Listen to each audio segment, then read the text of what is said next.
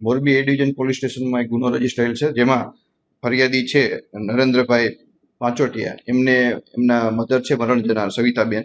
એમને ત્યાં એમના ફ્લેટમાં જે ત્રાસ આપતા હતા એના કામે એને દુષ્પ્રેરિત કરી અને મરવા માટે મજબૂર કરેલ, જેના કામે ગુનો દાખલ થયેલ. એમાં એ ડિવિઝન પોલીસ સબ ઇન્સ્પેક્ટર આ તપાસ કરી રહ્યા છે. આ તપાસના કામે એક સુસાઇડ નોટ પણ કબજે કરેલી છે અને આ કામે આજે 8 આરોપી ધરપકડ કરેલ છે. એમાં એક મહિલા પણ છે, જે પૈકી મનોજભાઈ, વિશાલભાઈ, નિલેશભાઈ, ભાવિકભાઈ, રમણીકભાઈ, કેવલભાઈ, નાનજીભાઈ, જેઓને ધરપકડ કરી આજ રોજ જેલ હવાલે થયેલ છે. એમને અગાઉ ત્યાં જે ફ્લેટમાં રહેતા હતા ત્યાં છે મરણ જનાર, એમની સાથે બોલાચાલી અને માથાકૂટ થયેલી હતી. એ બાબતે ઝઘડો થયેલ હતો અને એમાં એને મરવા માટે મજબૂર કર્યા હતા અને એ બાબતે એમને સુસાઇડ નોટ પણ લખી હતી અને એની તપાસ હાલે ચાલુ છે. હા, એની આખી બધી તપાસ ને એનું ઇન્વેસ્ટિગેશન ચાલુ છે અને એની તપાસ કરી અને આગળ જે 8 આરોપી છે એની ધરપકડ કરેલ છે. સવિતાબેન કરીને છે, જેઓ એ ડિવિઝન વિસ્તારમાં છે. એના દીકરા છે ફરિયાદી નરેન્દ્રભાઈ છગનભાઈ, એમને ફરિયાદ આપેલ છે.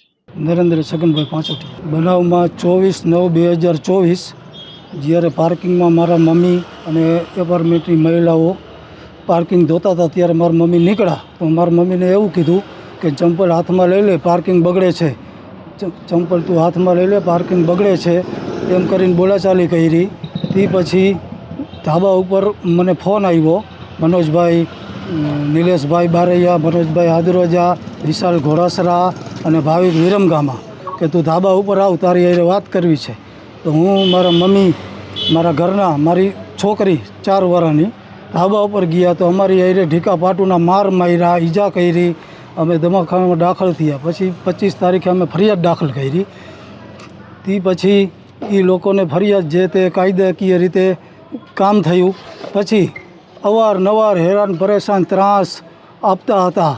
મારા મમ્મીને ધમકી દેતા હતા કે તને મારી નાખશું, આમ કરી નાખશું, તેમ કરી નાખશું. અંતે નિલેશભાઈ બારૈયા, જેને મારા મમ્મી સાર્વજનિકમાં બેઠા હતા તો ગાડી ચડાવી દેવાની કોશિશ કરી અને ધમકી આપી.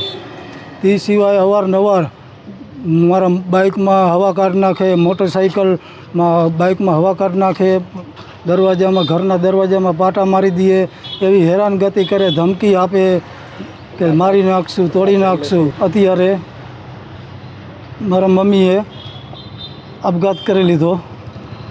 આ બધા જે તો આરોપી છે એ વિકૃત વિચારધારાવાળા છે, ક્રિમિનલ વિચારધારાવાળા છે. અને નિલેશ બારૈયા વાગડ, એને અગાઉ પણ એક મર્ડર કરીને 10 વર્ષ જેલમાં કાપ્યા, 8 થી 10 વર્ષ. એના મિત્રને જ મર્ડર કર્યું. એને ક્રિમિનલ વિચારધારાવાળા માણસો છે. મારી વિનંતી છે કે મારા મમ્મીને ન્યાય મળે. સરકાર, પોલીસ તંત્ર, કોર્ટ કે આને ગમે તેવી રીતે જામીન ન મળે અને ન્યાય મળે.